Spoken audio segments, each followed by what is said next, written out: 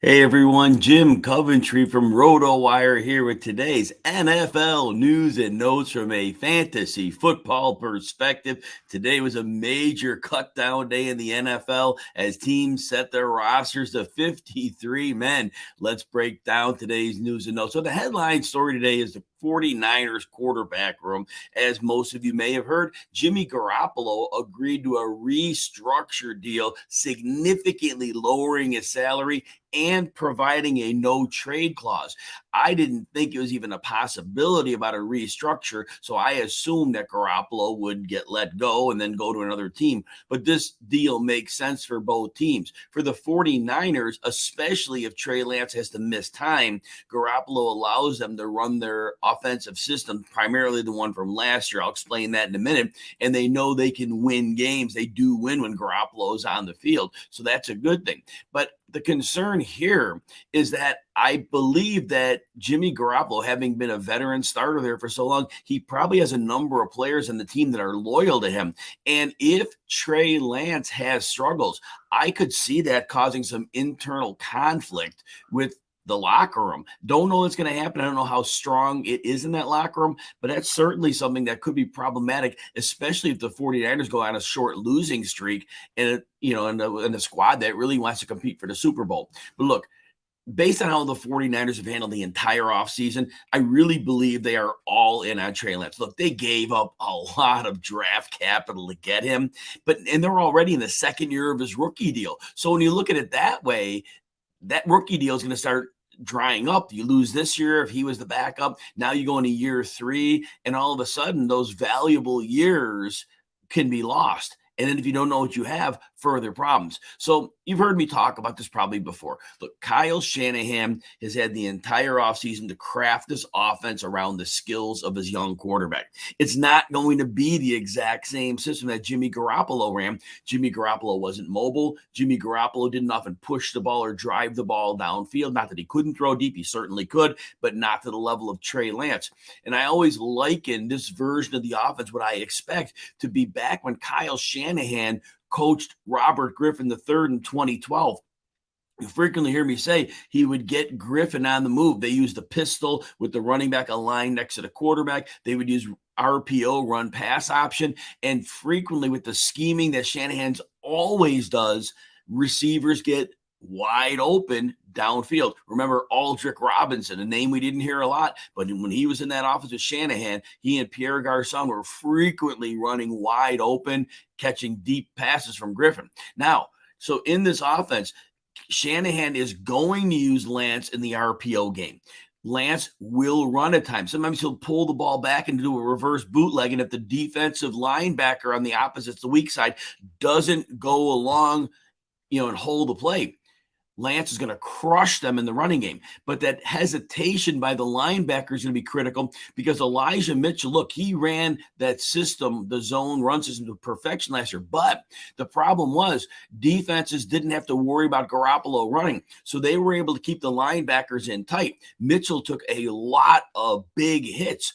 This year, with linebackers likely on their heels, it's going to give Mitchell an extra advantage. I keep saying those 5 to 7 yard runs could often become 10 and 12 yard runs now.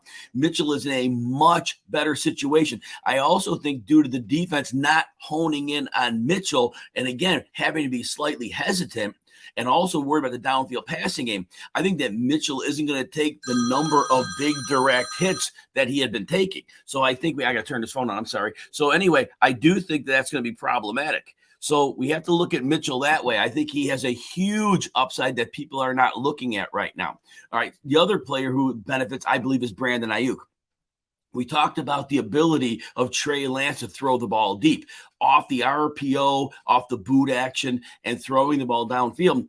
I believe that it's easy that Ayuk is the best downfield receiver on the team, and he did work extensively outside of practice with Lance in the offseason. So Brandon Ayuk is going to likely be a factor. Now, I don't know how many targets he's going to get, but I think he could be a wide receiver 3 easily and maybe a lower end wide receiver 2, even if he only sees 90 to 100 targets. Because if there are many deep passes, he may have stat lines like 3 for 85 and a touchdown.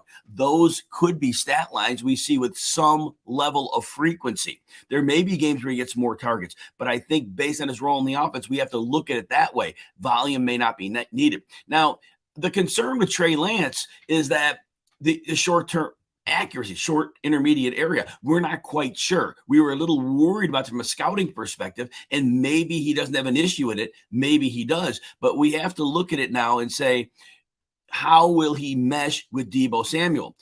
Is Lance going to sometimes not like what he sees and take off and run the ball instead of getting to Deebo quickly? Or will there be passes that don't lead Deebo into traffic as needed? So Deebo may be great again, but there are more scenarios working, in my opinion, against him that lower that crazy upside he had last year. And then George Kittle, I do think Kittle gets set up better because Shanahan often, when he's not using Kittle as a blocker, is very good at getting open downfield on the weak side of the defense. And that would be a player, Kittle, who always has gotten schemed open by Shanahan.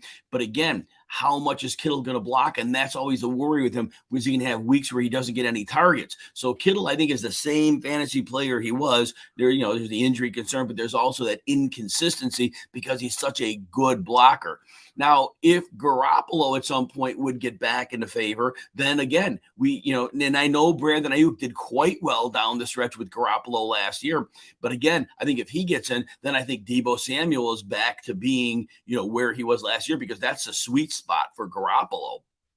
So all that said, though, I do think the 49ers offense, despite issues on the offensive line, they don't have nearly the line they had last year, especially on the interior. But I think that with the mobile quarterback, that's going to patch over a lot of those inefficiencies, because if it was Jimmy G, I think those line issues are a bit more problematic because of the way that defense is going to approach and aggressively attack the interior. All right, injury news. I'm so excited that Brian Robinson was released from the hospital. I know he's still recovering from surgery, but I am just excited the young man is out, and I hope he's on his way to a great recovery. And again, I don't really care about football with him right now. I just care about him getting well, but I know we're doing a football show, as I say. So right now, doctors have yet to decide on a potential timeline for return. When it comes up, I'll let you know, but right now there is none. Michael Thomas still in the news. Been almost 2 weeks since he had that hamstring injury. Another missed practice Tuesday. Now it's too early to tell if he'll be ready to start week 1. But look, he had those great camp reports, but it's not encouraging. He hasn't played a game in a year and a half. He has a new quarterback. Sean Payton's gone. And how is the chemistry going to be? I mean, you can't just assume Michael Thomas is back to a superstar. We're just going to figure out how to pound him the ball.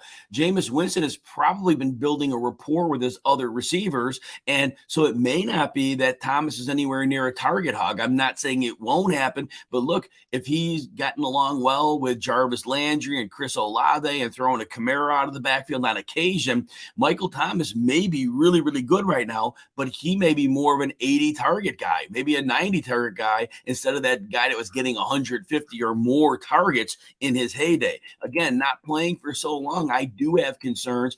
What kind of level is he at, too? Players often lose something, and we don't know. There's a lot of uncertainty with Michael Thomas. His ADP did adjust for him getting back and having good practices. But again, I think he's one of those players. I don't know that he's swinging for defenses. I don't know what his upside is. I don't think it's anywhere near what it was in the Drew Brees days, because Drew Brees had a perfect matchup to Thomas, who ran those slants, and Brees was perfect. Like 1-2 out, right in his hands, in line to run after the catch. I think that was outstanding.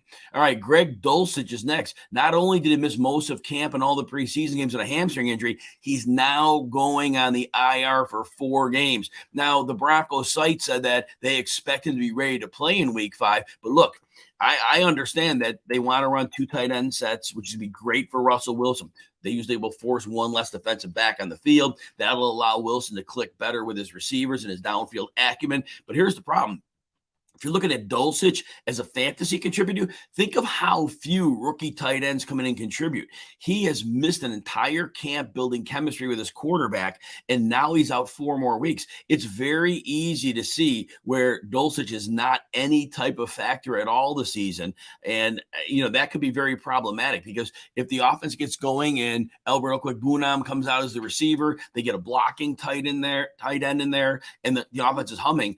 I just don't think they're going to be trying to force targets to Dulcich. So that's a very big concern. So if you were looking at him as a second tight end option, I think that you have a level of concern. Now, if you could stash him on the IR and see what happens, that makes a little bit of sense.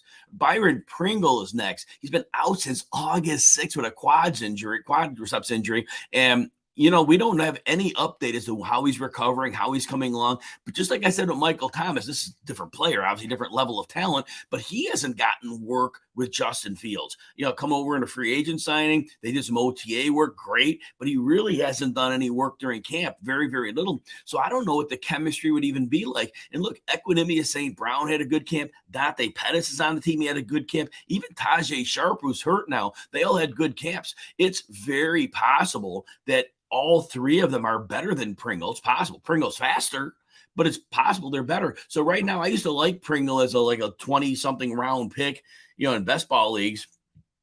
Right now, I'm a little bit nervous about that. I don't know how. I think it's really going to be about, Mooney and Cole Kmet, but I do like how the Bears are running their offense. I saw them in the preseason game rolling out Fields, sometimes left, sometimes right, so defenses can't automatically assume he's rolling one way, and then he has half the field to read. He has multiple passing options within that, and he can always run the ball. So as much as the offensive line is terrible, I think they're going to mitigate that by getting him out and just getting defenses in panic mode. So I think overall, Justin Fields could have a reasonable fantasy season. Hey, kickers next. Mason Crosby. I know it's a kicker, but some people use kickers. So Mason Crosby is active now. He's expected to be ready in week 1. And I know he's a borderline top 12 kicking option, but there's just something to consider. Do what you want with it. Look, the Packers, their offense could be good this year. It's not going to be what it was with Devontae Adams. But what that means to me is this. It could be an offense that moves the ball, but doesn't score as frequently the touchdown scoring as the former, iterations of this team. So this could be the type of team where there could be a lot more field goal attempts than we would have expected. Because normally with Aaron Rodgers, you're talking a high level of touchdowns. If that happens and they're more field goal heavy, Crosby could actually be a decent fantasy option. Again, field goals are way more important than extra points. Job battles. Ronald Jones made the team. He made the final 53. I don't know if that's a good sign for Jones or a bad sign for Isaiah Pacheco as they're still trying to weigh things. I don't know how that's going to shake out there. Now, what I will say is this. It looks like Clyde Edwards-Helaire is locked in as the early down back. Jerick McKinnon is the third down back, and he was excellent last year down the stretch. Jerick McKinnon was. If they could hold his snaps at 15 to 20 a game, keep him healthy, he actually runs routes as a receiver. He's not just a dump off screen. We saw Andy Reid against the Steelers last year. I believe it was the first playoff game. They ran like 2 crazy good routes, and McKinnon was all over those routes, and Mahomes found him, and they were great plays. Andy Reid can be very, very creative in a screen game with Jerick McKinnon, so we'll see how that works out. Rex Burkhead's next. So the Texans cut Marlon Mack, let him go. They waive cut. It appears that Burkhead now is the number 2 option behind Dameon Pierce. Don't be surprised if Burkhead has a prominent role as a pass catcher and a red zone presence. He's one of those players that coaches love. He does everything well. Health is always an issue. If you're drafting him as an RB6, yeah, I think an RB6 in a PPR league, Rex Burkhead is a player you can roster for depth. Can you pick the weeks he's going to do well? Maybe not. But the weeks they're big underdogs, those are likely weeks they're going to have to throw a lot, and Burkhead's going to be in for pass pro quite a bit. So I think Rex Burkhead, again, late, but everybody needs running backs, so it's something to consider there. And as for Dameon Pierce, one less running back to worry about for lead back duties. At this stage of his career, I don't think Rex Burkhead, other than a 1-week emergency for an injury, he's no threat to take a full-time role. Quick piece of news, Justin Jackson took forever to sign a free agency. The Lions picked him up, didn't make the 53 53-man roster. One of the smallest BMIs in the league. He's 6 foot tall, 200. Normally, if you're 200, you're like 5'8", 5'9". It's good. 6 foot, not so good. It's hopefully Justin Jackson finds a team. I do enjoy watching him play football, but man, to see how he can resurface kind of late in the offseason for that to happen.